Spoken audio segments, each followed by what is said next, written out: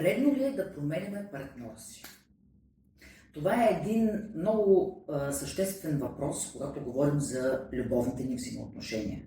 Защото много често ние обичаме партньора си, но все нещо не му харесваме, все смятаме, че с времето то ще се промени, може би смятаме, че ние можем да го направим. Тоест, в отношенията ни съществува едно вярване, как с времето тези трудности в характера на партньора ни могат да бъдат променени. Неговите характеристики, неговите особености, неговите нужди, всичко, което е свързано с неговата личност.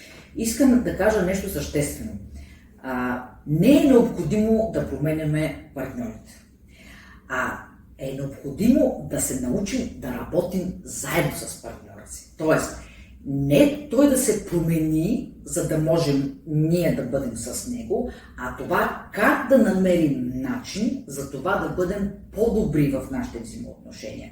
И това не е свързано с промяна, не е свързано с някакъв материален процес. Това е свързано с духовност, с опита ни да разберем партньора си. Тоест, тази душевна и духовна близост, тя се случва и изпълва нашите взаимоотношения тогава, когато ние се отнасяме с разбиране към партньора. Тоест, имаме едно осъзнаване за това, кои са нещата, които могат да бъдат така съвместно работени, че да не ни носят тези камъни, в които да се препъваме в нашите взаимоотношения.